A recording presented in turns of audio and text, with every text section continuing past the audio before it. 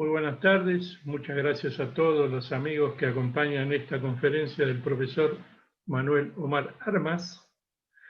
En esta oportunidad el profesor Armas se va a referir a Belgrano, Jujuy y nuestras dos banderas. Aunque muchos lo conocen, no perdemos nada en presentar quién es el profesor Armas, que es historiador, especializado en historia regional. Es profesor de Historia a nivel medio y superior, egresado del Instituto Nacional de Enseñanza Superior de Jujuy, Eugenio Telo, diplomado en Historia Argentina y Latinoamericana de la Universidad Nacional de Jujuy.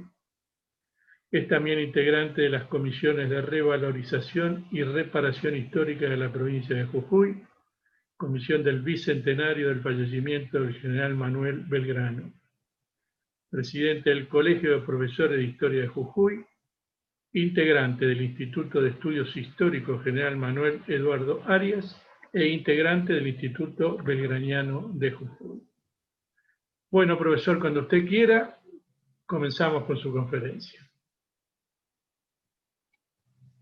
Bueno, en primer lugar quería agradecer al Instituto de Estudios Nacionales por darme esta posibilidad, principalmente de dar a conocer la actuación de Belgrano en Jujuy y lo que hizo en relación a nuestras banderas, y en particular nuestras dos banderas, porque Jujuy tiene una historia muy cercana a Belgrano. Jujuy es una provincia netamente belgraniana, y bueno, en función de eso la relación que se dio con Belgrano fue muy importante, y tuvimos el privilegio de que Belgrano presentara en nuestra provincia dos de sus banderas. Fundamentalmente, nosotros vamos a hacer referencia a lo que es una de las banderas poco conocidas de Belgrano, a pesar de que en el año 2015 fue declarada símbolo patrio histórico, y no se la conoce. Es más, según esa ley, la bandera tiene que acompañar a la bandera nacional, y en muy pocos lugares está.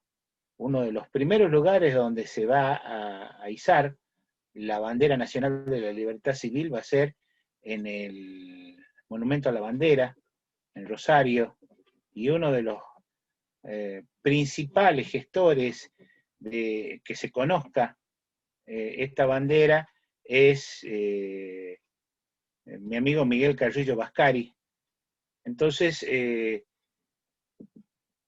principalmente, a ver, voy a arrancar hablando muy brevemente, simplemente como una referencia sobre la creación de la bandera en la villa de Rosario, cuando se crean las baterías Libertad e Independencia, y Belgrano va a enarbolar allí por primera vez la bandera nacional, el 27 de febrero de 1812. Precisamente luego de esta ceremonia, Belgrano recibe la comunicación de que debía hacerse cargo del ejército del norte. Entonces, inmediatamente parte hacia el norte. En esos momentos, Pueyrredón se encontraba en Jujuy, había establecido el cuartel general en Jujuy, y estaba tratando de reordenar, de reorganizar lo que quedaba del ejército que había sido totalmente derrotado en Huaqui. Obedeciendo las órdenes del gobierno, Pueyrredón se retira hasta el sur de Salta, y se van a encontrar con Belgrano en Yatasto, y allí Belgrano se va a hacer cargo del ejército del norte. Una de las primeras cosas que ordena Belgrano es avanzar, ¿sí? Estamos hablando de marzo, casi fines de marzo, Belgrano no es de la idea de seguir retrocediendo, y ordena avanzar y se establece en Campo Santo. En Campo Santo va a comenzar con lo que es la tarea de reorganización del ejército. O sea, estamos hablando ya más al norte de Salta, cercano a lo que es ya lo que actualmente es el límite con Jujuy, y durante todo el mes de abril prácticamente va a estar reorganizando el ejército. Pero esta zona, que es una zona de monte, donde hay abundante vegetación, se plantea la dificultad de que empiezan a aparecer en la tropa muchas enfermedades que vienen con el calor, ¿sí? Se habla de que hay paludismo, inclusive Belgrano a través de correspondencia pide al gobierno que se le envíe algún tipo de medicación y de remedios, y Belgrano toma la decisión, después de hacer un reconocimiento exhaustivo del terreno, de enviar exploradores, de que el mejor sitio para establecer el cuartel general del ejército auxiliar del Perú, o más conocido como el Ejército del Norte, es la ciudad de Jujuy. Principalmente por las características que tiene la ciudad de Jujuy, las características estratégicas. Está ubicada en un valle, ese valle tiene la llave prácticamente de lo que es la entrada o salida hacia el Alto Perú, desde los territorios del Plata, y en esos momentos el ejército realista, que allí nosotros podemos ver en el mapa, con Goyeneche había avanzado y después de la derrota de Huaki, y va a poner en jaque a la ciudad de Cochabamba.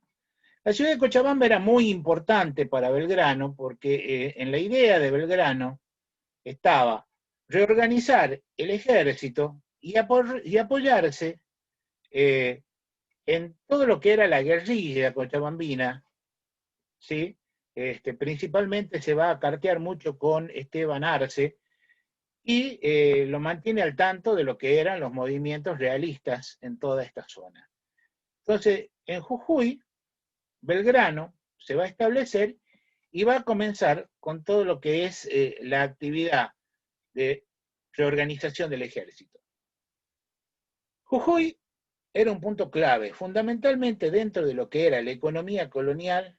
Una de las principales actividades de comercio que tenía Jujuy era la de los arreos de mulas.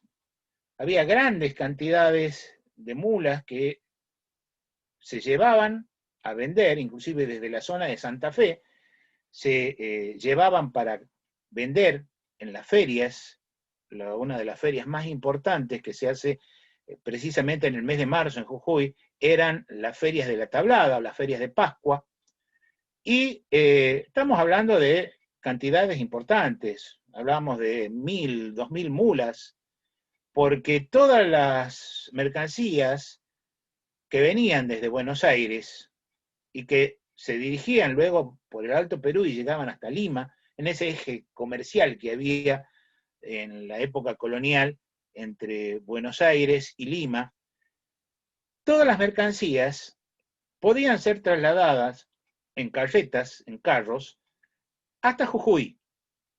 Había un camino que llegaba precisamente a la ciudad de Jujuy, que era el camino de las carretas. Entonces, por ese camino, que era un camino dentro de todo accesible para que puedan transitar estas carretas que iban cargadas con distintos tipos de productos del sur, inclusive de ultramar, llegaban hasta Jujuy. Pero en Jujuy terminaba el camino de las carretas. Para poder seguir hacia el norte, para poder seguir el camino hacia la Puna, hacia el Alto Perú, sí o sí había que cambiar todas esas mercancías para ser trasladadas a lomo de mula. Inclusive ese comercio de mulas y ese llevar y traer distintos productos va a permitir que muchos comerciantes también altoperuanos y en la zona de Cusco, pudieran tener una buena situación porque se dedicaban a esta actividad. Jujuy en esos momentos estaba dividida o organizada jurisdiccionalmente en distintos curatos, ¿sí? Los principales que iban de norte a sur era el curato de Yavi, el de Humahuaca, el de Tumbaya y el curato de Jujuy. Y luego más hacia el sur estaba el curato de Perico. La sociedad colonial, la sociedad jujeña en ese momento, estaba integrada en su gran mayoría por indígenas, por aborígenes. Nosotros allí podemos ver un cuadro en donde aproximadamente el 56% de la población estaba integrado por indígenas, que se dedicaban a diferentes actividades, desde agricultura, servidumbre, inclusive muchos de ellos hacían actividades de arriería también, no tanto de mulas, sino sí de camélidos, de llama, fundamentalmente. Luego tenemos mestizos, y solamente el 4% eran los españoles. O sea, los españoles que eran, en ese momento se les llamaba o se les denominaba como la clase decente de la sociedad, que eran los grupos dominantes, eran los grupos dirigentes, y algunos que descendían de los conquistadores, otros comerciantes que se habían establecido, y una de las actividades a las que se van a dedicar mucho va a ser también el cultivo, y van a venir de España y van a empezar a adquirir distintas haciendas. También había un 13% de extranjeros, podríamos decir, algunos descendientes o vinculados a familias españolas, pero parientes franceses. Uno de los casos de un personaje muy conocido dentro de la historia de Jujuy es el de Pablo Soria, que empieza ya a ser llamado Pablo Soria por los españoles de Jujuy, porque en realidad su nombre era Paul Sobiret Sarvicat Soria, y era familiar de los Pueyrredón. Los Pueyrredón, los Segadas, que se habían establecido en Jujuy, se habían dedicado a la actividad comercial y a la actividad de haciendas, o sea, eran hacendados. Inclusive los Segadas van a ser uno de los que van a introducir también la caña de azúcar en todo lo que es la zona de las haciendas del oriente, de la zona del curato del Río Negro, hacia el este de lo que es la jurisdicción de Jujuy. Y después, bueno, el 8% estaba integrado por negros, mulatos, ambos, que se dedicaban a distintas tareas comunes, lo que en ese momento comúnmente se llamaba la plebe. Estos datos están tomados de los censos que realiza el gobierno español entre 1778 y 1779 aproximadamente. Bueno, aquí vemos lo que es la distribución. Este es uno de los primeros planos de Jujuy, en donde se ve la distribución clásica, la distribución en cuadrícula, y pertenece a 1806. Es un plano que se realiza tomando nota de los propietarios y las contribuciones que se hacen para sostener, o para ayudar, mejor dicho, por las invasiones inglesas. Este plano está en el archivo histórico de Jujuy. Ahora, si ese plano nosotros lo trasladamos a lo que sería hoy más o menos la ciudad de Jujuy, lo tenemos distribuido de esta manera. Ahora, a diferencia de otras ciudades, Jujuy tiene una característica. La ciudad no va a crecer en forma simétrica, sino que la ciudad de Jujuy está limitada por los dos ríos. El río Grande, hacia el norte, y el río Sibi-Sibi, o también llamado el río Chico, hacia lo que es el sur. Y la fundación de la ciudad, lo que es la plaza central, se encuentra en este lugar. Acá lo tenemos pintadito de verde.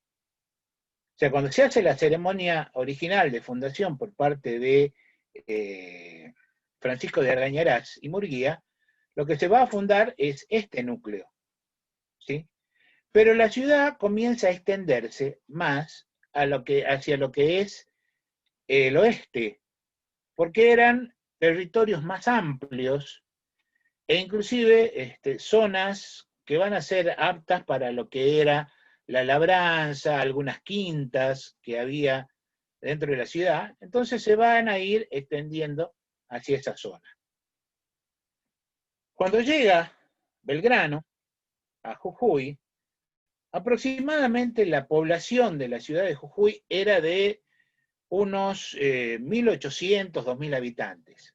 Esto variaba según la época del año, porque en la época de ferias llegaban muchos para vender sus productos a la Feria de la Tablada, llegaban arrieros, comerciantes, entonces aumentaba bastante lo que es la población. Cuando Belgrano llega a Jujuy, llega con unos más o menos 800 hombres, 900 hombres, y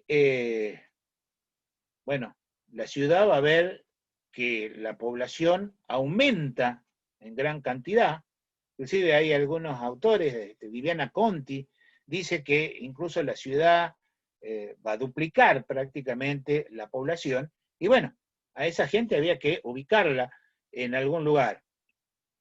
Lo que es el convento de San Francisco, que lo estoy marcando, lo tenemos señalado acá en el mapa, va a hacer las veces de hospital. En algún momento hizo también de cuartel, pero Belgrano fundamentalmente le va a dar la función hospitalaria, y allí todos aquellos que venían enfermos, con complicaciones por la permanencia en Campo Santo, se van a alojar en el convento.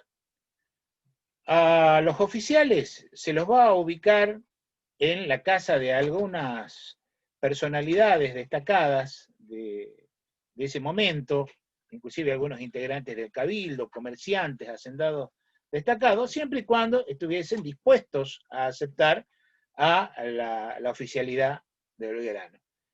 Ahora, el resto de la tropa, ¿dónde se lo iba a ubicar? Porque Belgrano no va a obligar a la población a recibir a lo que era específicamente la tropa. Y sobre todo pensando en que Belgrano venía con la idea de reclutar mayor cantidad de gente para incorporarla al ejército. En distintas charlas y en distintas búsquedas de información y documentación con el Instituto Belgraniano de Jujuy, y particularmente con Luis Greni, vimos que precisamente uno de los lugares donde se va a instalar el campamento, o llamémosle el vivac, ese campamento temporal del ejército en Jujuy, fue sobre la banda sur del río Sibisibi, del río Chico. Sobre todo teniendo en cuenta que en esta época, o sea, ya prácticamente en otoño, principios de invierno, es la temporada de escasez de lluvias, porque Jujuy tiene un clima subtropical con estación seca. Entonces, el caudal del río Chico se reduce muchísimo. Y hacia lo que es el sur, había una zona bastante amplia en donde se podían construir chozas, porque la idea de Belgrano era estar un tiempo hasta poder rearmar, reorganizar el ejército. No es que se iba a quedar una semana o 2 semanas y con tiendas de campaña esto se solucionaba. Entonces, el ejército se va a instalar en esta zona y se van a construir cabañas, chozas, hechas de madera, caña, en donde precisamente se podían albergar algunos soldados. Y si nosotros hablamos de aproximadamente unos 800 hombres a unos 8 hombres por cada una de estas chozas, ¿sí? estamos hablando que son casi unas 100 chozas o 100 construcciones que se tienen que hacer. Entonces, allí se va a instalar el ejército. Cuando Belgrano llega, va a tener que afrontar una situación bastante difícil, porque la población de Salta, de Jujuy, no tiene mucha predisposición hacia lo que es el ejército. Habían vivido una mala experiencia ya con la primera campaña al Alto Perú, en donde se habían hecho levas forzosas, se había llegado inclusive hasta la confiscación de bienes, de mulas, ganado, alimento, todo lo necesario para el ejército. Y lamentablemente, en muchos casos, eso no se había pagado. En la mejor de las situaciones, se entregaban papeles o recibos, una especie de vales, podríamos decir, firmado por las autoridades del ejército, que se pagarían a futuro, lógicamente, cuando terminara la guerra. Entonces, no desconfiaba mucho, podríamos decir, la población, y en este caso en particular, en Jujuy, había mucha desconfianza hacia lo que era este ejército que volvía de nuevo a establecerse en Jujuy, y en este caso dirigido por una persona del sur. Muchos tampoco dentro del ejército le tenían mucha confianza a Belgrano, porque era un abogado que no estaba preparado desde su punto de vista militarmente, inclusive va a tener bastantes resistencias dentro del mismo ejército. Pero Belgrano, con su accionar, con su tarea día a día, va a ir ganándose a la gente, va a ir ganándose no solo a los oficiales, sino también al ejército. Él llega a Jujuy el 19 de mayo, y el 20 de mayo ya le ordena a el barón de Holberg, Eduardo Kaunitz, que empiece a organizar lo que va a ser el parque de artillería y la maestranza. O sea, la maestranza es una fábrica militar en donde se empiezan a arreglar, a reparar, a confeccionar todos los elementos que necesita el ejército, todo lo que hace lo que podríamos decir la logística militar. Dentro de esta logística se van a instalar 4 hornos de fundición con los cuales se van a fabricar algunos pequeños cañones y morteros que le van a permitir a Belgrano preparar el ejército. Si nosotros nos vamos a lo que es el mapa, en esta zona se acerca al río por la cantidad de agua que se necesitaba para la fundición, creemos que es donde se habría establecido los hornos de fundición, inclusive porque en esa zona muy próximo había un molino. Y también a 1 o 2 cuadras, los que eran las construcciones dedicadas a la maestranza. Y más hacia el oeste, en lo que sería los terrenos que acá en Jujuy se le conocen como la tablada, donde se hacían las ferias, se va a utilizar como campo de instrucción, precisamente para entrenar a los reclutas en el manejo de las armas, en la caballería, en todo lo que es esa zona hacia el oeste de la ciudad. La tarea en la maestranza va a ser, en un principio, decíamos, complicada. Belgrano va a enviar distintas cartas en donde pone de manifiesto sus tribulaciones, inclusive dice que en algunos casos a algunos carpinteros y algunos herreros los tienen que salir a buscar al monte, a los cerros, y llevarlos prácticamente detenidos para que trabajen en la maestranza. Ahora, esto es algo que no se conoce mucho, porque se habla mucho de la tarea de Fray Luis Beltrán en lo que es el campamento en el Plumerillo y lo que es la maestranza del Ejército de los Andes, pero no se habla mucho de la maestranza que se hizo en Jujuy y en donde Belgrano realizó toda esta preparación durante los meses de mayo, junio y julio prácticamente para tener el ejército en condiciones. Para los hornos de fundición, este es un horno de fundición de cañones del siglo XIX, de fines del siglo XVIII, principios del siglo XIX, se va a construir, inclusive esto lo dice Belgrano, se va a tomar como base lo que son hornos de fundición de campañas y se le va a agregar un tiro alto para mejorar la circulación del aire y de esa forma poder forjar los cañones. Se van a forjar 4 cañones, entre cañones y morteros. Allí tenemos las imágenes de lo que eran los cañones que se luchó durante la Guerra de Independencia, y se van a arreglar sobre todo lo que son los fusiles, en lo que es la parte de carpintería. Se va a trabajar mucho con los talabarteros, con todos los que se encargaban de trabajar el cuero para hacer los correajes de los soldados, para hacer las monturas, las botas, o sea, el calzado, porque esa es una de las quejas o los reclamos permanentes de Belgrano, de que mucho del calzado que se traía desde Córdoba, desde el sur, no resistía, se deterioraba muy, muy rápidamente. Entonces, toda esta tarea va a hacer Belgrano, va a realizar Belgrano en Jujuy.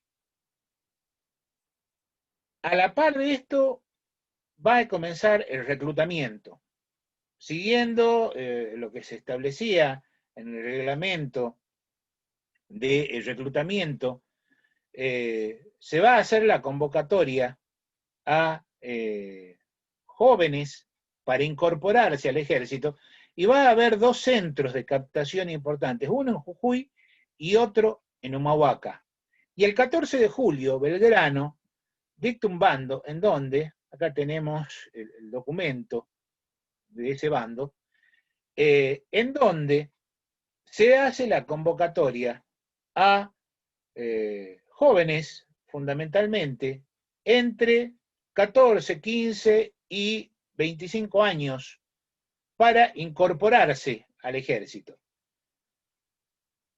Sobre todo en lo que es la zona de Jujuy, van a concurrir gran cantidad de jóvenes que van a concurrir sostenidos inclusive por su propia familia, van a ir con sus propios recursos, van a ir con sus caballos, sus aperos, toda su vestimenta. Y este va a ser el origen, o esta convocatoria, y estos jóvenes que se presentan, van a ser los que van a conformar después el cuerpo de caballería de los decididos de la patria. A estos primeros que se convocan en Jujuy reciben el nombre de los decididos de Jujuy. Y de allí van a surgir distintos nombres que nosotros vamos a ver después, que van a tener una actuación muy destacada en lo que es la lucha de independencia, sobre todo en lo que es la guerra de recursos, la guerra gaucha. Vamos a tener Alejandro Pojasi, en su libro sobre los decididos, menciona que las familias que se presentan son Álvarez Parado, Goyechea, Iturbe, Medina, Uriburu, Pastor, la familia Lanfranco, Plaza, Gorriti, Puch, Zavala, Segada, Morales, Velarde, Jiménez, Sarabia, Arias, Ontiveros y Rodríguez. Esas son las familias que inclusive Martín Otero, en su libro sobre Memorias de Güemes a Rosas, menciona que son las familias que van a formar un cuerpo de caballería de aproximadamente 200 hombres, ¿sí?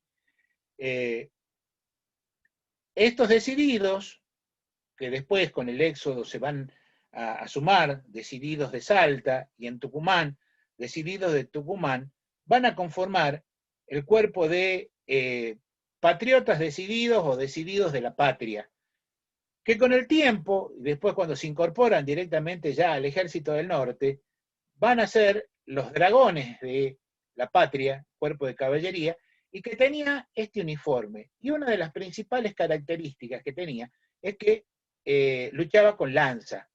Aquí tenemos una imagen de lo que era este cuerpo de caballería.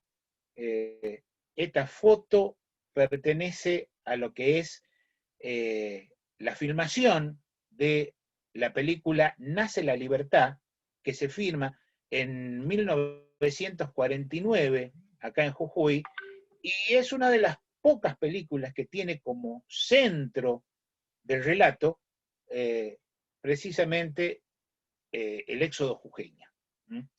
Entonces aquí nosotros vemos lo que es bueno, el uniforme y los elementos que utilizaban, y eran los que se fabricaban o se elaboraban o se arreglaban en la maestranza. Los uniformes de los oficiales eran elaborados o confeccionados por sastres, mientras que los uniformes del resto de la tropa era elaborado por mujeres, por modistas que se encargaban de coser todos los uniformes. O sea que la labor dentro de lo que era la maestranza y en Jujuy era muy importante.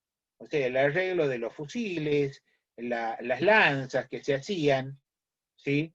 Que principalmente eran cañas tacuaras con algún elemento de metal en forma de punta que se colocaba en la parte superior, bueno, los sables, los fusiles. Ahora bien, la pregunta es, ¿cómo logra Belgrano todo este cambio de una población, podríamos decir que estaba recelosa, una población que no estaba muy predispuesta a brindar ayuda, a que existe un compromiso por parte del pueblo de Jujuy apoyando al ejército, apoyando a Belgrano y apoyando fundamentalmente la lucha de la libertad? Y esto tiene que ver precisamente con la bandera de Belgrano. Yo no voy a hablar de las distintas teorías que hay sobre las banderas de Macha, etcétera, etcétera. O sea, simplemente acá las voy a mostrar, pero yo lo que voy a destacar es que en Jujuy, Belgrano, para el segundo aniversario de la Revolución de Mayo, va a realizar lo que son las fiestas patrias, las fiestas mayas, ¿sí? Y va a organizar con el Cabildo una serie de actividades que tenían que ver con luminarias, o sea, iluminar toda la ciudad con faroles a la noche. En algunos casos se habla de que va a haber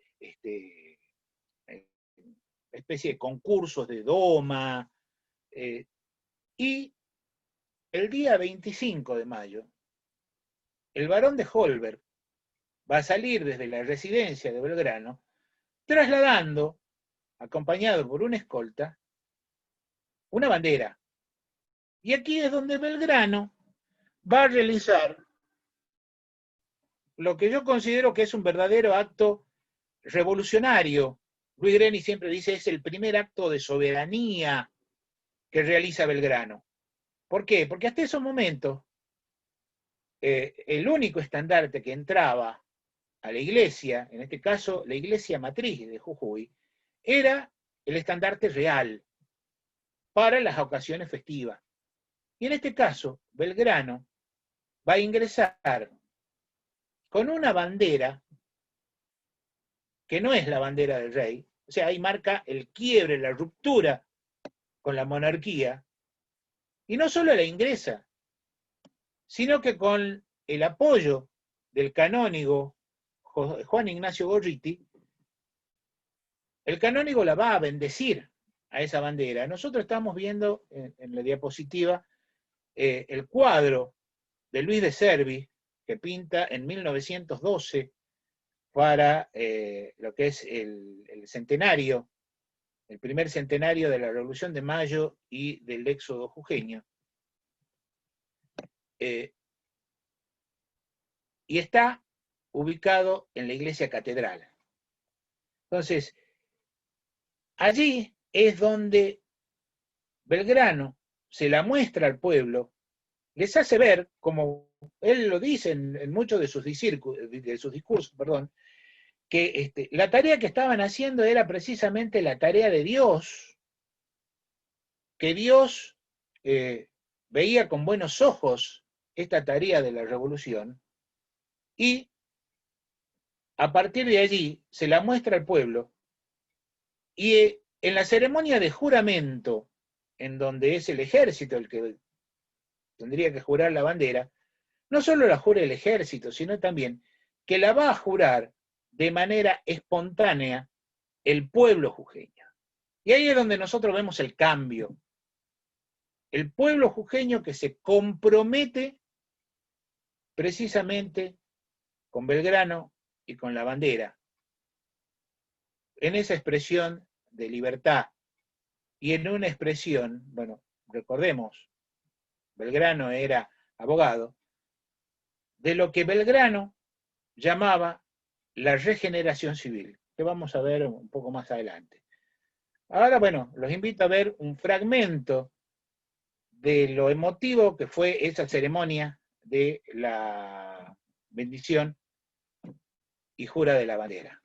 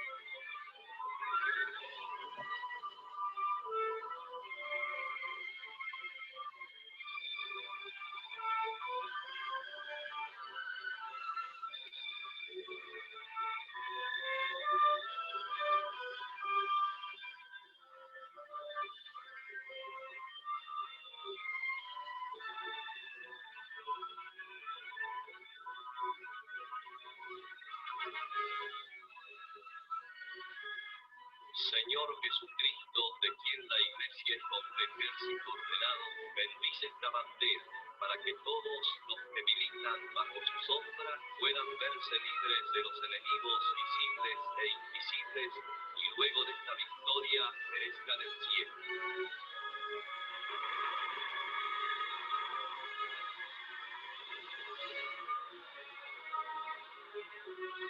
Observen allí que son los decididos los que pasan frente a la bandera.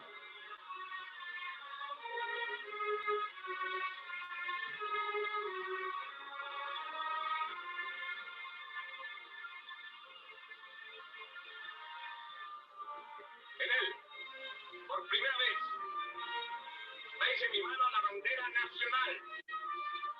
El lado distingue de las demás naciones del mundo.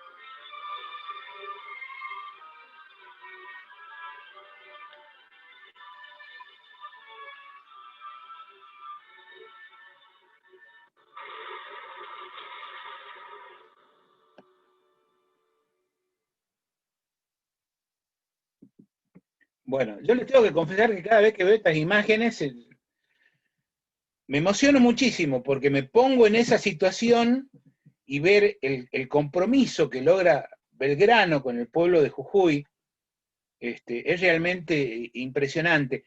Y bueno, tengo que decir también que estas imágenes corresponden a lo que es la película Bajo el signo de la patria, que se firma en el año 75, si mal no recuerdo, o sea, de la década del 70, y que se firma en Jujuy. Precisamente lo que ustedes ven es el Cabildo de Jujuy, la iglesia catedral, la iglesia matriz en 1812, y esta también es una representación, un cuadro también pintado por Luis de Servi en 1912, que se encuentra en la legislatura de la provincia de Jujuy. O sea, los dos cuadros son de más o menos la misma dimensión. Allí nosotros vamos a ver al fondo lo que es la iglesia, o sea, esa era la forma que tenía la construcción de la iglesia matriz en 1812 con dos torres. ¿Sí? El cabildo, tenemos imágenes antiguas del cabildo de Jujuy, ¿sí? Como para que ustedes puedan apreciar el tamaño, ¿sí? Ocupa la mitad de esta manzana en San Salvador de Jujuy. Aquí tenemos una vista del frente de lo que es el cabildo, y esta es una imagen de 1851, en donde vemos que el cabildo originalmente tenía dos plantas, ¿sí? Y en 1864 va a haber un terremoto muy fuerte que va a deteriorar muchísimo la planta alta, entonces se lo va a demoler, se lo va a voltear y se va a construir, se va a dejar solamente la planta baja y se hace esa especie de torreta, más que nada como con finalidad, con fines defensivos. Belgrano informa de todo esto al gobierno sobre lo actuado. Acá tenemos la documentación de las cartas que envía Belgrano al gobierno, y por supuesto que el gobierno lo desautoriza. Pero en esos momentos Belgrano no sabía nada. Se produce la caída de Cochabamba, no voy a hablar mucho porque esto ya, bueno, lo hemos comentado, el éxodo, acá tenemos el bando del éxodo, Belgrano decide retirarse con el pueblo jujeño hacia Córdoba originalmente, pero se van a detener en Tucumán.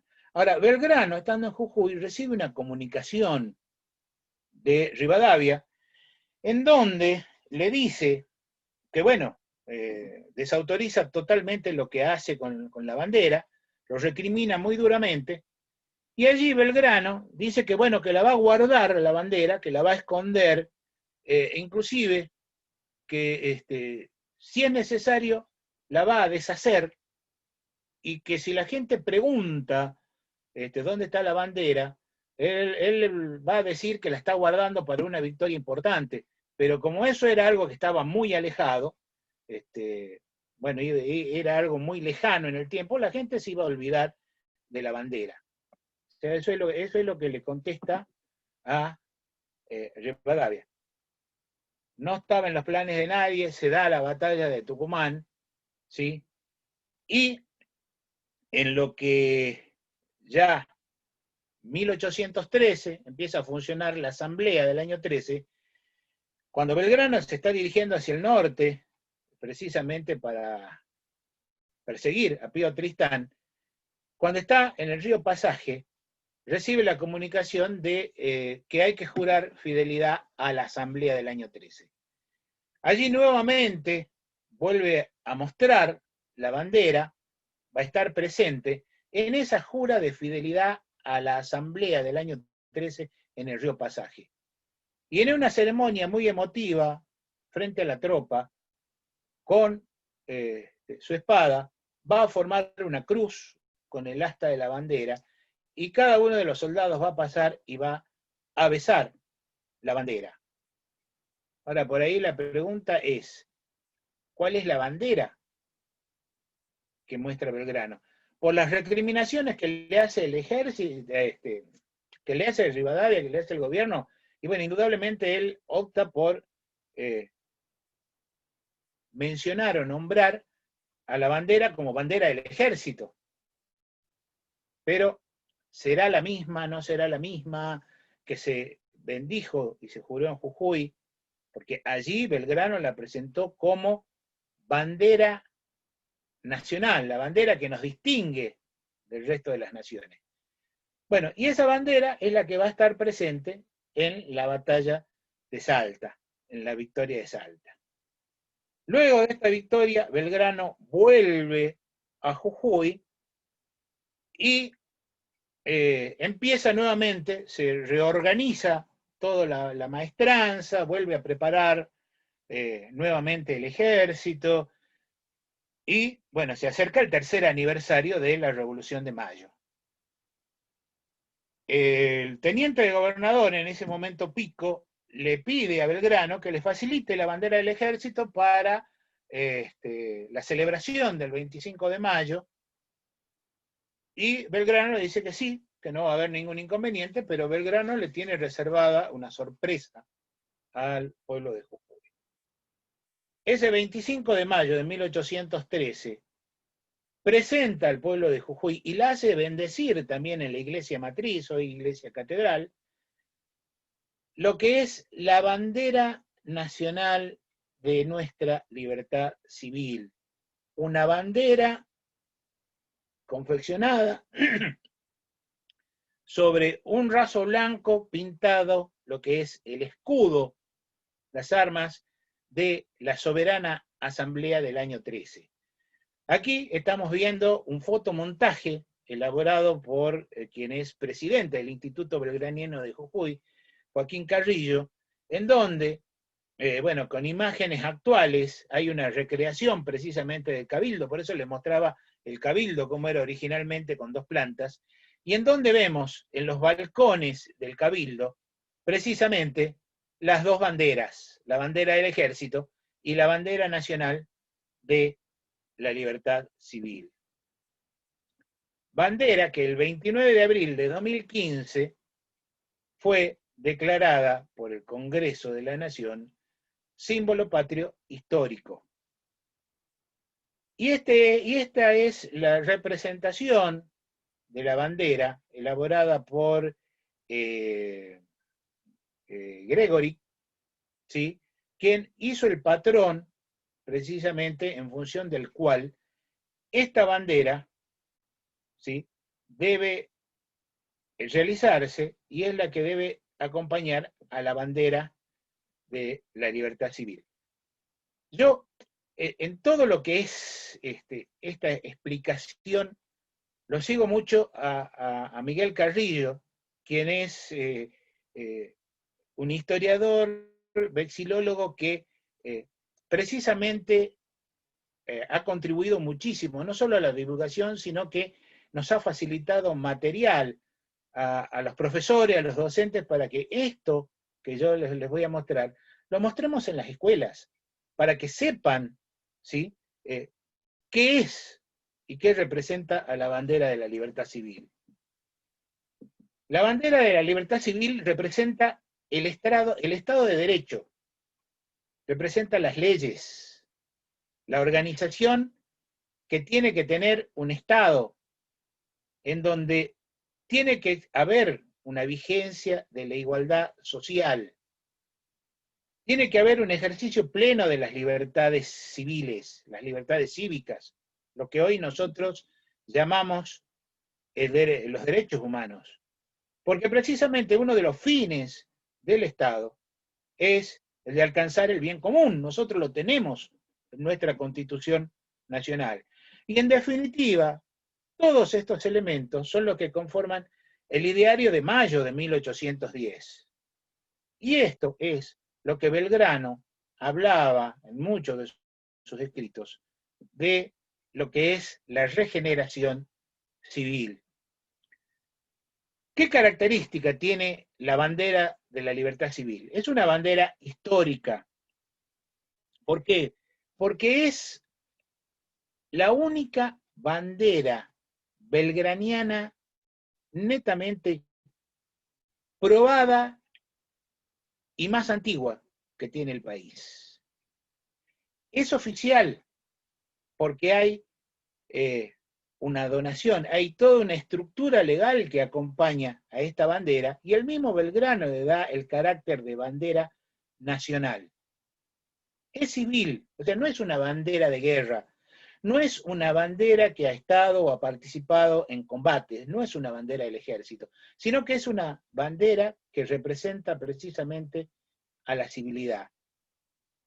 Y por todo esto es precisamente una verdadera reliquia cívica, ¿sí? Decíamos, representa la vigencia del Estado de Derecho, pero también representa los sacrificios y los logros del pueblo de Jujuy. Con el éxodo, con la batalla de Tucumán y Salta, así lo manifiesta Belgrano, cuando le otorga, le da en guarda, en custodia al pueblo jujeño la bandera de la libertad civil, en reconocimiento de esto. Tiene un doble simbolismo, o sea, representa a la patria y representa a la provincia. Esta bandera ha servido a la provincia de Jujuy como una manifestación de lo que son los ideales de autonomía como parte de la República Argentina, como parte del Estado federal. Ese espíritu que viene manifestando Jujuy desde 1810, cuando va a ser el canónigo Gorriti, que defiende la autonomía de las jurisdicciones en la Junta Grande, las instituciones provinciales, y todo lo que expresa la Constitución de la provincia, y forma parte de lo que es también el sentido no solo de patria que tenemos los jujeños, sino también forma parte de nuestra identidad, del amor de los jujeños a la tierra. Ahora, ¿por qué decimos nosotros que esta es la bandera belgraniana más antigua y probada? Porque tenemos la documentación que así lo acredita. Acá nosotros tenemos el recibo que se le extiende precisamente cuando Belgrano le paga a Gabriel del Portal, que era un comerciante, la suma de 34 pesos con 4 reales por 6 varas de raso para precisamente confeccionar la bandera de la libertad civil. Y acá tenemos el otro recibo, también de 1813, de mayo de 1813, en donde se le paga a Juan Balcera 25 pesos por pintar precisamente las armas de la Asamblea en ese raso blanco. Acá tenemos el acta de donación que le hace Belgrano y que está elaborada por el Cabildo de Jujuy, en donde, si nosotros vemos en el detalle, aquí precisamente Belgrano la llama bandera nacional, y aquí viene un interlineado, de nuestra libertad civil. Que esta corrección la debe haber pedido Belgrano precisamente porque cuando se confeccionó el acta no se la puso. Entonces, bueno, se hizo esa salvedad. Y allí tenemos la comparación de la reliquia cívica, la bandera que se guarda y que viene guardando el pueblo jujeño desde 1813 hasta la actualidad. Esta bandera se encuentra en la Casa de Gobierno de la provincia de Jujuy. Y esta es la representación, el patrón, en base al cual se debe hacer la confección de todas las banderas nacionales de la libertad civil. ¿Cuáles son los elementos de la bandera? Los elementos son el sol incaico, que representa el Estado que nace, el gorro de la libertad, que después lo vamos a ver un poquito más en detalle, la pica, que representa la decisión popular, las manos encajadas, representando a la unidad, y los campos azul y blanco, que estarían representando al territorio y al pueblo. Una corona verde, que representa los triunfos logrados, y un lemisco de color rojo, que representaría la sangre vertida en esta lucha por la libertad. ¿Sí? Nosotros después vamos a ver que cuando se hacen los primeros estudios, cuando vemos lo que es la bandera aparece en forma rectangular, perdón, sí, en forma rectangular más como estandarte. Y así en el año 1994 se establece que esta bandera iba a ser empleada o adoptada como bandera provincial. Tomando la forma en la que se encontraba en esos momentos, se hace la representación de la bandera, pero no en forma apaisada como nosotros la vemos actualmente, sino que recortada en los bordes. ¿Y esto a qué se debe? A que en el año 1884, aproximadamente, por las condiciones de deterioro que presentaba la bandera, ya vamos a ver cómo se encontraba, una comisión de damas jujeñas, con toda ceremoniosidad, procede a recortar los bordes de la bandera. Pero es precisamente a través de todos los estudios que realiza Miguel Carrillo Vascari, llega a la conclusión de que era una bandera que tenía la forma de una bandera apaisada. Con respecto al sol, tiene una característica muy particular, que ustedes acá la están viendo. Es un sol sonriente. Tiene marcada una sonrisa. Posiblemente podría significar la esperanza que tenía Belgrano en esta nueva nación que estaba surgiendo. Y como dato importante, tenemos que decir que el pintor Juan Balsera indudablemente no conocía mucho en esos momentos de la situación o de la política, y quien le debe haber dado todas las instrucciones para pintar la bandera, y tiene que haber sido indudablemente Belgrano.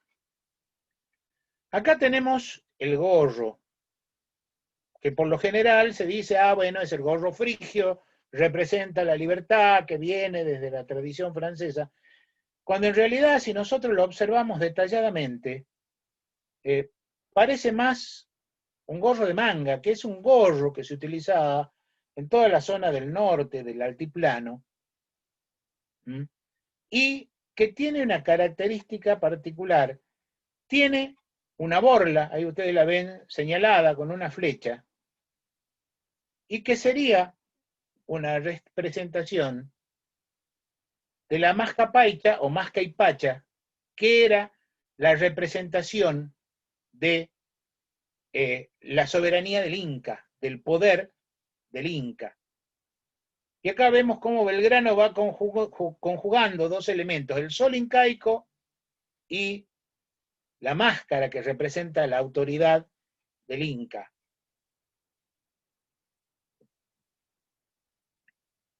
Acá tenemos la representación de la pica, ¿sí? Y en donde podemos ver que están las manos entrelazadas, y la pica representa esa soberanía del pueblo. Los laureles, que representan las victorias, y al contrario de lo que es el escudo nacional, acá vemos que ese moño, ese lemisco, es de color rojo, no es de color celeste y blanco.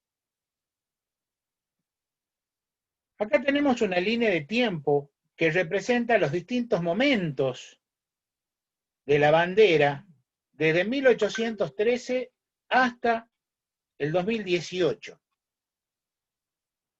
Y llegamos hasta el 2018 porque precisamente en el 2018 comenzaron los trabajos de restauración de la bandera de la libertad civil, que hoy ya la tenemos restaurada, y en la Casa de Gobierno se iba a destinar todo un ala, además del Salón de la Bandera, para ser el centro de interpretación de la bandera. Pero lamentablemente, todo eso se iba a realizar en el marco de este año belgraniano, pero con todo lo ocurrido de la pandemia y demás, no se pudo concretar, pero la bandera nacional de la libertad civil está totalmente restaurada por el equipo de la licenciada La Salandra, que hicieron la restauración de la bandera histórica nacional, la bandera de Ayoma, la bandera de Macha, y creo que también la bandera de Cabot, y me parece que la del convento de San Francisco también. O sea, la bandera ya está en condiciones de ser preservada y se ha restaurado. Y acá tenemos distintas imágenes que nos muestran más o menos este recorrido, podríamos decir viaje a través del tiempo de la bandera, ¿sí? Acá vemos la bandera de la libertad civil y que tiene en la parte posterior una bandera que se llama bandera soporte. Esta bandera, ustedes ven cómo acá está recortada, por eso se pensó que podía ser un estandarte, y estos como una especie de moños o cintas que la sostienen junto a la bandera soporte. Esta bandera viajó a distintos lugares. Acá tenemos otras imágenes, otras fotografías de fines del siglo XIX de la bandera. Esta bandera también se la llamaba bandera viajera porque a distintos actos importantes a nivel nacional se la llevaba y se la trasladaba. Acá tenemos, en una imagen que aparece en el libro Geografía de la provincia de Jujuy, de 1907, de Eulogio Solari, en donde se ve un soldado que está montando guardia junto a la bandera, como se la tenía a fines del siglo XIX. Acá vemos cómo está presente en el homenaje que se hace a Belgrano en el Río Juramento, ¿sí? En 1912, si mal no recuerdo. Era trasladada por las tropas que estaban en Jujuy, con la autorización del gobierno, y se la llevaba a distintos lugares. Se la sacaba y se les ponía. Acá tenemos en 1912 una foto que salió en la revista Caras y Caretas, en donde se la ve. Este es el lateral de lo que es la recoba de la iglesia catedral, y en donde se le está rindiendo honores precisamente para el centenario. Y acá tenemos una de las imágenes más antiguas que hay de lo que era la iglesia matriz, y una fotografía del interior. Y acá lo que está señalado con las flechas era el lugar donde se encontraban las banderas. Una bandera nacional, celeste y blanca, y la bandera de la libertad civil, que estuvieron durante mucho tiempo en la iglesia allí colgadas. Eso es lo que le significó el deterioro por, bueno, los pájaros que daban vuelta, el humo de las velas, fíjense cómo había lámparas de aceite o de queroseno en ese momento. Y acá tenemos una imagen del interior de la iglesia en donde se ve, no sé si alcanzan a apreciar, las astas con las banderas. Ese es el lugar en donde estaban ubicadas, ¿sí? Para que tengan un mejor dato.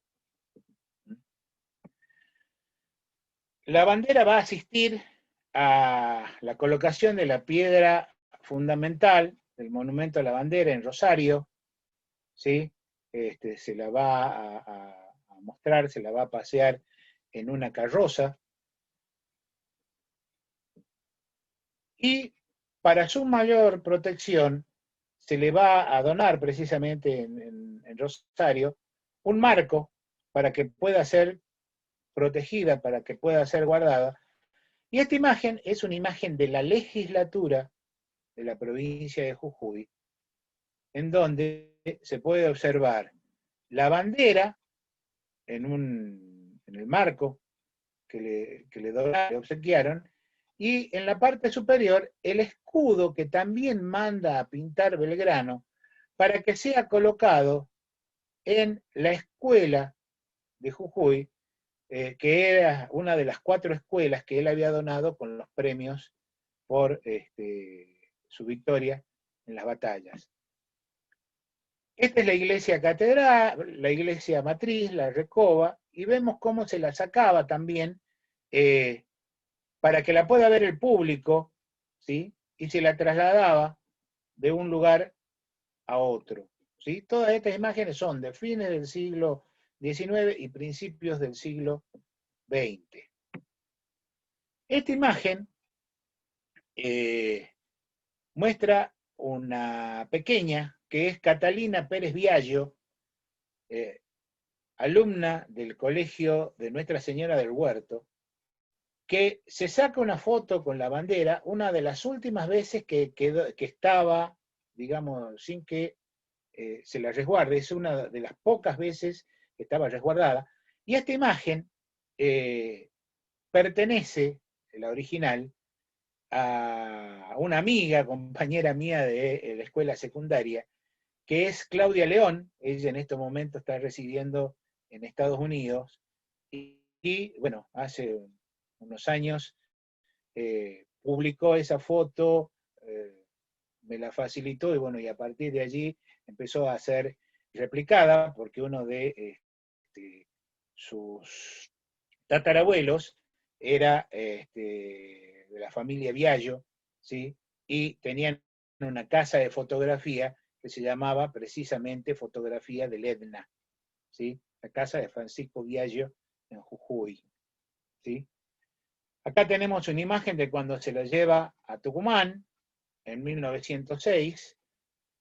O sea, todos estos viajes, estos periplos, van a llevar a que el gobernador Horacio Carrillo, a través de una ley en 1920, no permita que la bandera salga del territorio jujeño, precisamente para preservarla. Para tal fin, se hace la construcción de la Casa de Gobierno, y en la Casa de Gobierno se va a hacer el Salón Dorado, ¿sí?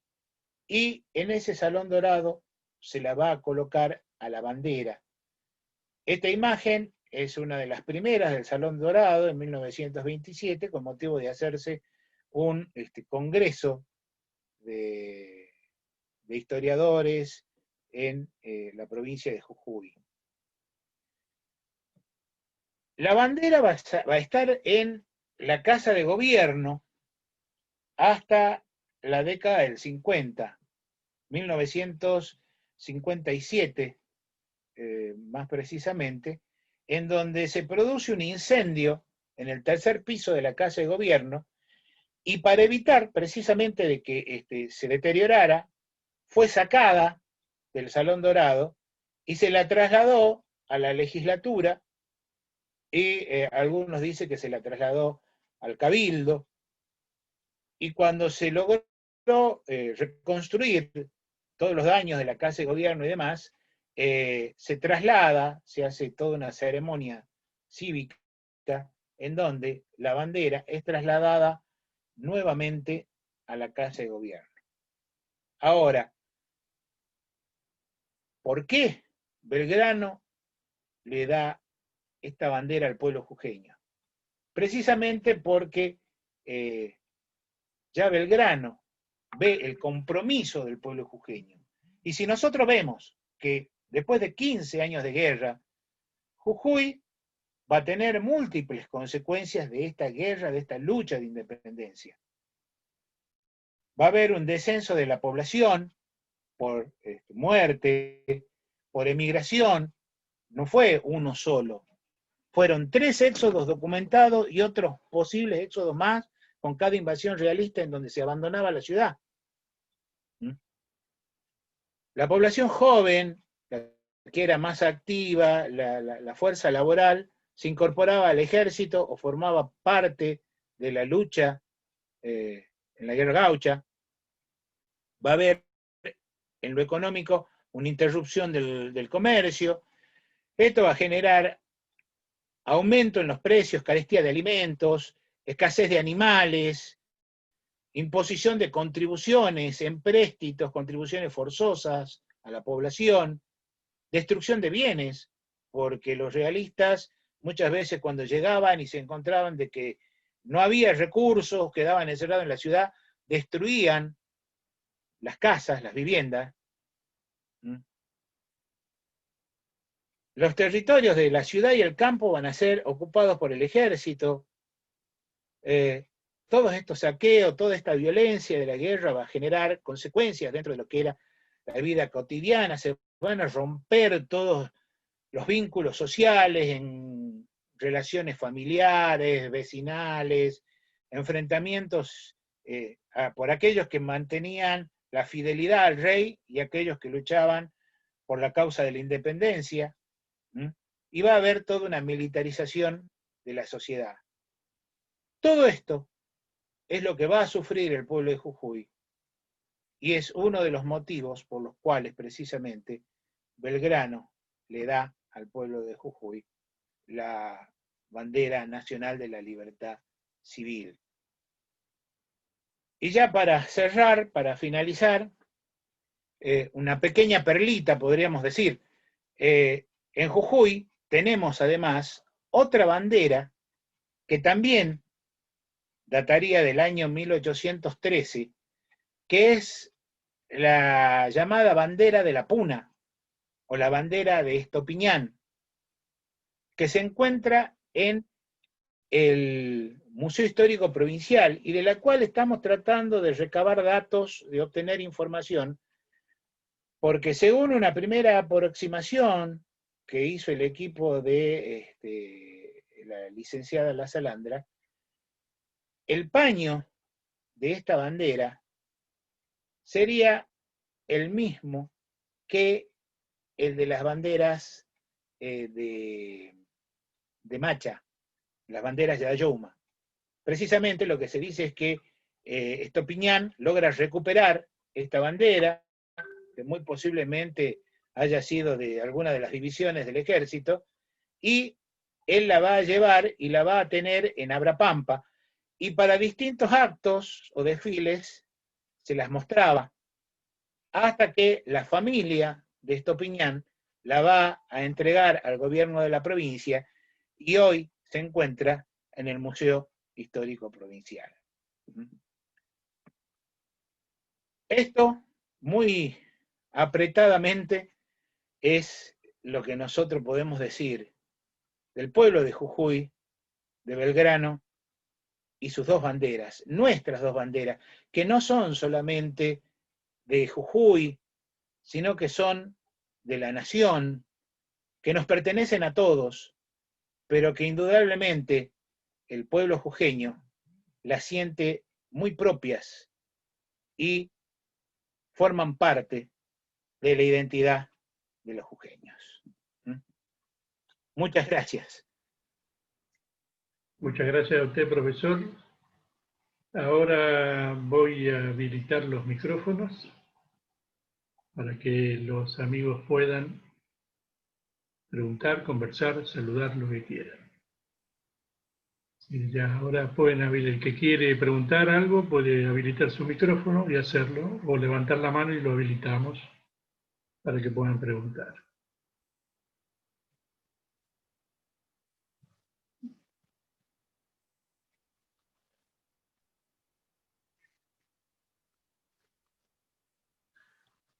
Voy a tratar de fijarme en el chat a ver si hay por ahí alguna... Sí, hay algunos comentarios, profesor.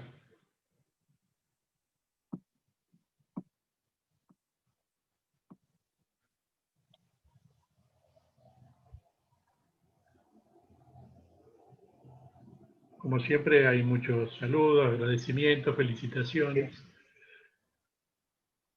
Hola.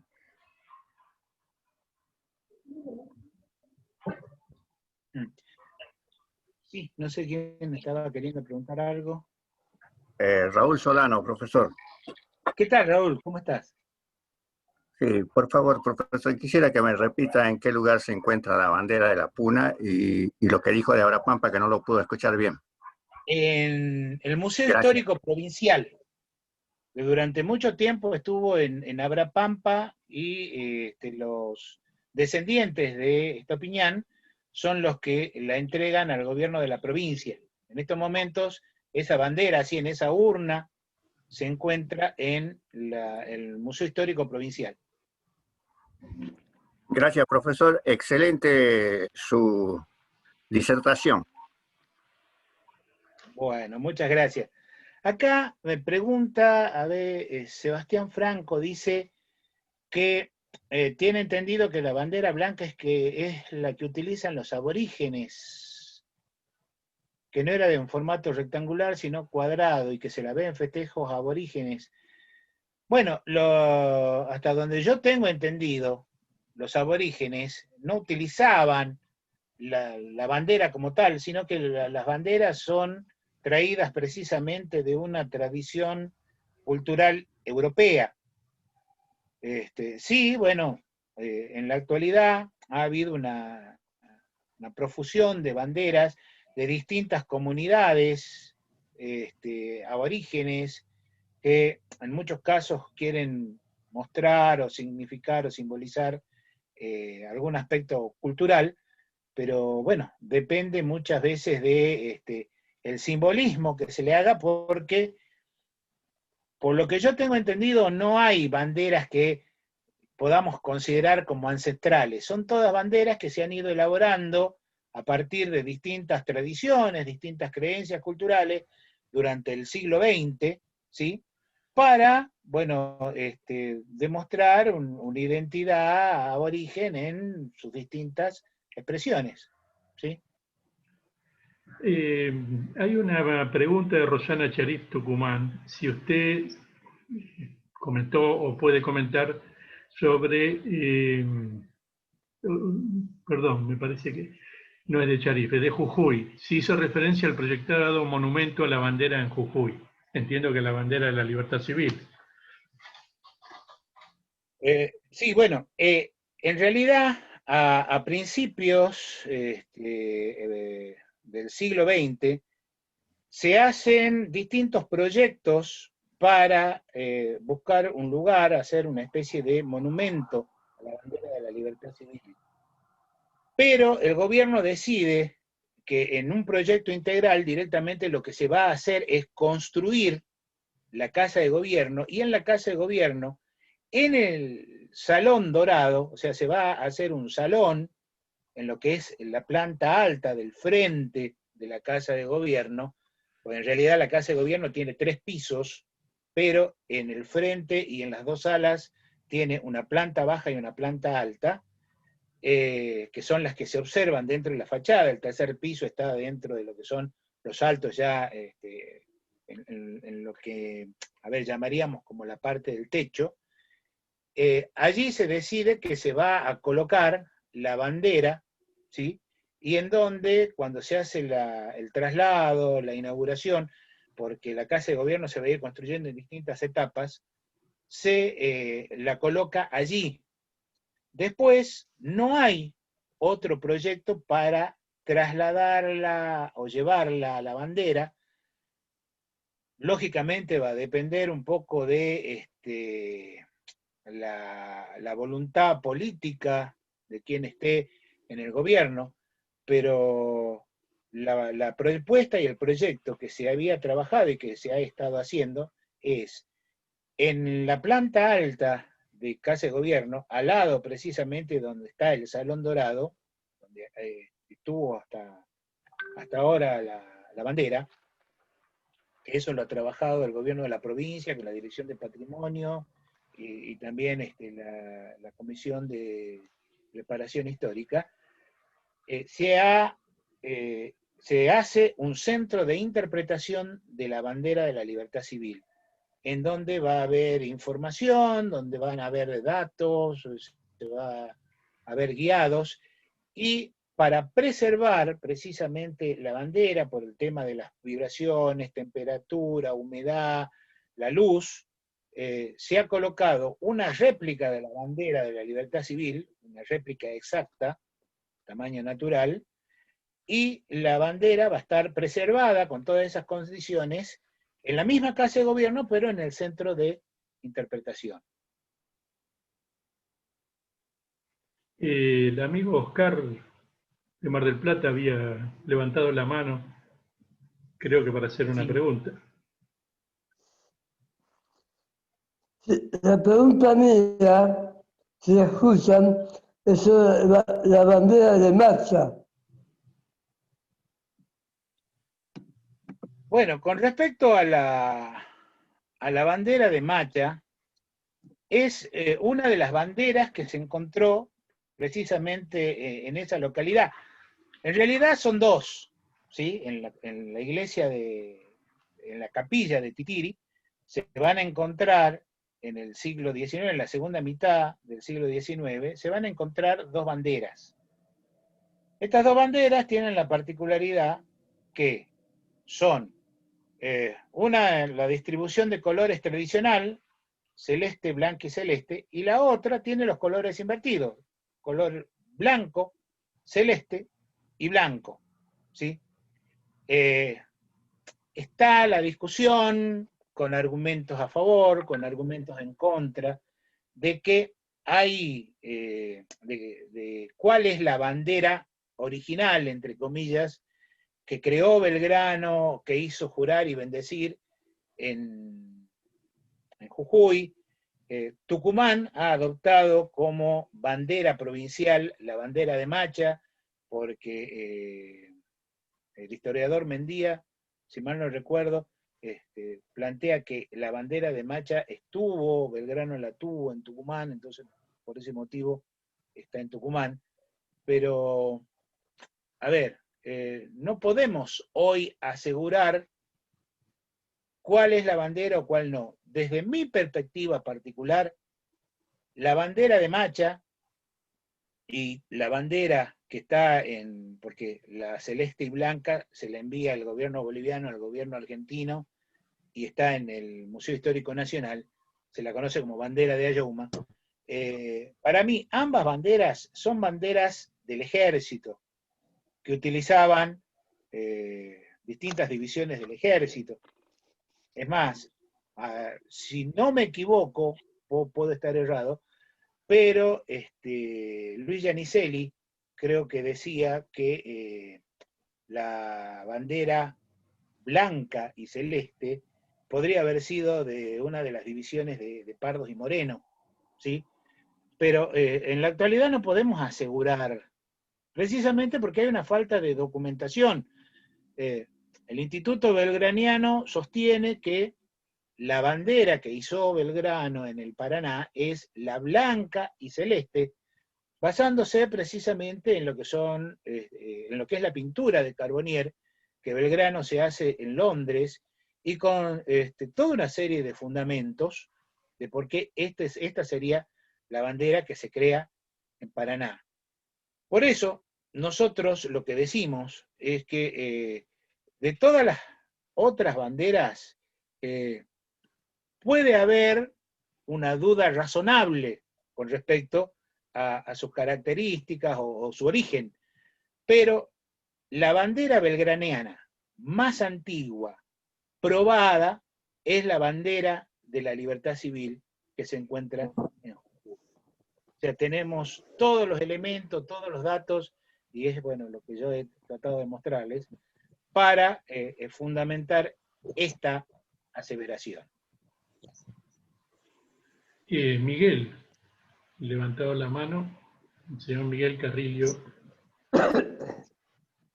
Bueno, sí, realmente para agradecer al profesor esta disertación que ha sido tan clara, tan amena, y lo hace por afianzar lo que es la historia nacional y hacerla llegar a gente de lugares tan distantes. Y yo me permito destacar al profesor Armas como un entusiasta por lo que es la jujeñidad y la herencia cultural y heroica de los pueblos del norte, tan poco valorado en la historiografía liberal de lo que es el canon histórico. Pero afortunadamente, gracias a trabajos como él, como el Instituto Belgraniano de Jujuy, de Tucumán, Luis Greni, mi primo Joaquín Carrillo, en Tucumán, Gigliola Cicueli, Giannicelli, el doctor Giannicelli. Bueno, se está reivindicando, se está valorando toda esta herencia tan rica, tan valiosa de la nacionalidad. Así que muchas gracias por mi parte. Bueno, muchísimas gracias, Miguel, y realmente Miguel es uno de los que más ha trabajado y más ha estudiado lo que es la bandera de la libertad civil, y gracias a él y a toda la labor del Instituto Belgraniano, hoy estamos logrando este reconocimiento, que si bien falta mucho transitar, bueno, cada vez la bandera nacional de la libertad civil está siendo más conocida y reconocida en nuestro país.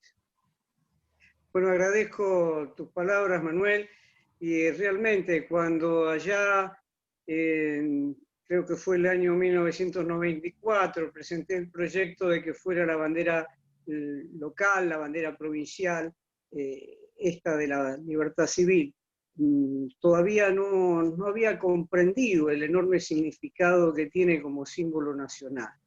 Por eso, por suerte, pudimos reconvertir a esa iniciativa, y así hoy con justicia la provincia de Jujuy se identifica con esta bandera nacional, y nuestro pueblo se identifica también como República Argentina en este símbolo patrio e histórico. Nada más por mi parte, y muy buenas noches, Manuel, y muy buenas noches a todos. Bueno, amigos, estamos terminando. Les quiero decir a los que preguntan si esta conferencia va a estar grabada. Sí, efectivamente está grabada, y cuando podamos editar el video va a estar en la página del Instituto de Estudios Nacionales a disposición de quien quiera. Los invito a los que les interese el tema, el 23 de septiembre a las 19 horas, el profesor Pablo Camogli se va a referir a Artigas y toda la lucha de la independencia de la banda oriental y la Mesopotamia argentina. Y el viernes 25 de septiembre a las 16 horas, Martín Miguel Güemes Arbobarena se va a referir a la trayectoria del libertador Martín Miguel Güemes en la Guerra de la Independencia. Y si alguno de ustedes tiene interés, el lunes 17 sigue el ciclo de Transporte y Soberanía. Antonini y Bilardo, dos trabajadores del astillero Río Santiago, se van a referir a soberanía fluvial y marítima e industria naval. Y el martes 22, de 18 a 20, el doctor Manuel Márquez va a iniciar el ciclo de aportes para una etimología de la medicina. Muchas gracias, profesor Armas, nuevamente. Espero que no sea la última vez que nos encontremos para compartir. Muchas gracias a todos. Espero que hayan encontrado en esta charla todos los elementos que esperaban para saber de esta bandera, la bandera de la libertad civil que nos dejó el general Belgrano. Felicitaciones, gracias a todos, cuídense y buenas noches. Felicitaciones por la disertación. Muy bueno. Bueno, muchas gracias. Será hasta la otra próxima oportunidad. Seguramente, profesor. Cuídese y lo felicito. Muchas gracias. Adiós a todos.